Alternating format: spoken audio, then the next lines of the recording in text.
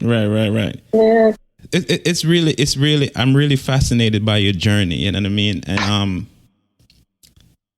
to see that you're coming from Westmoreland, you never had an intention of becoming a chef, and then you rose so fast to becoming a chef, and the passion that you have and the love that's in your eyes, I can see it when you're talking about the food and the kitchen. You know what I mean? I love it, but why I love it so much? What you think caused what you think is the secret to your success for your fast rise in this industry?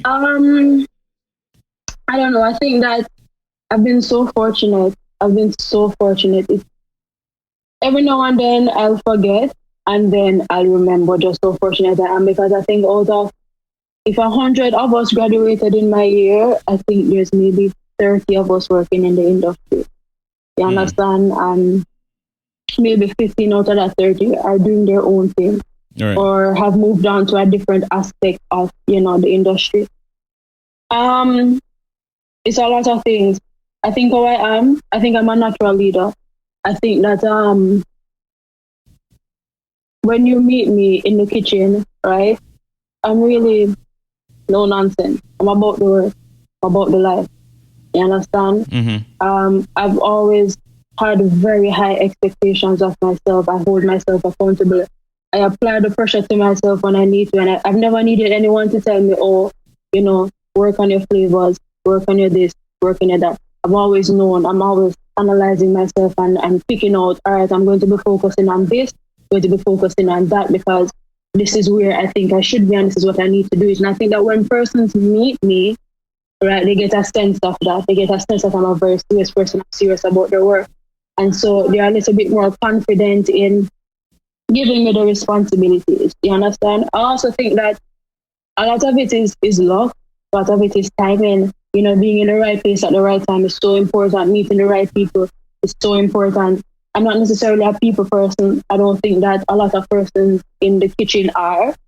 You understand? Right. I think it's very rare you find like a social butterfly, because the lifestyle just simply doesn't allow for it. The hours on the schedule just doesn't allow for it.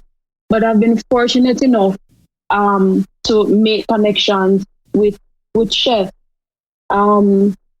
Guys out there doing the things, girls out there, women out there doing their thing. Mm-hmm. You understand? Having the positions, and so when you know persons like that, when you make those connections, you get more opportunities. You understand? Right. Whether it is, catering gigs. I remember my friend Chef Halim telling me about the Food and Drink Festival, and that he wanted me to be a part of it. And at the time, not even wanting to be a part of it myself, and not even knowing how to make that happen, and he brought it to me and I brought it to marketing, and they made the connection. And so, I mean, it's personal, it's who it's who I've known, it's my drive, it's the fact that I don't take shit from persons, it's the fact that I'm about my work, and I feel like once you've started, I don't care what you want to do. You understand? I feel like people should be free to do what they want to do. But if what you're doing is affecting my work, then we have a little problem.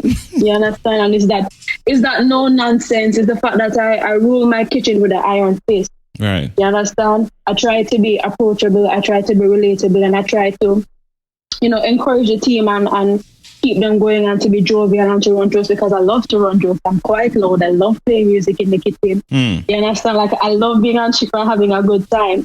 But my team knows, and the persons who I work with, other managers, my operations manager, my GM, whatever, they know that when it comes on to operations and managing the kitchen, I'm going to do it. You don't have to walk behind me. You understand? I don't need to be managed, because I do my job quite well, and I hold myself accountable. I hold my sous chef accountable, my supervisor. We just there for run the kitchen and adapt me. You understand? We're not there for play. Not like game thing with the fun. Oh wow, I love it so much. Yeah. So what do you think is going to be your next move in your career? Where do you see yourself? Interesting enough, I was just talking to my friend about that. I want something bigger. I want more responsibility. I want a bigger kitchen to run. I want several kitchens to run. You understand? I want a bigger staff complement. I want more pressure. I want more challenges. Right. You understand? That's so you're what thinking like a corporate chef or something that would be corporate chef, you know, sous chef at a hotel, exec at a hotel. Mm-hmm. That's where my mind is at now. Yeah. So you embrace these challenges that you strive on that. I need the challenges. I need the responsibility. I need to be knocking things out of the park. It makes me feel good. It makes me feel like, yeah, we're on the right path. We're doing what we're supposed to do. It's just what I like. I like going to work and feeling a little squeeze. You understand? I like being at the window and feeling the pressure. Warm embrace. I like that because when I get it right, when I knock it out the park, you understand? When I master whatever, that makes me feel so good. That makes me feel like, yeah, girl, you have it. That's what I like. That's what I like. Oh, wow. You know what? I think you have a personality that is really, really, really, really gonna pull people in. If I work with you, I think I would be so happy because the fact that you're so in love with what you do, it makes it. You know, some people take things and it's like, you know, they make it into a job, and when it becomes a job, it's like they're not having fun on there. You know what I mean? And I hate that. Pastrybear TV.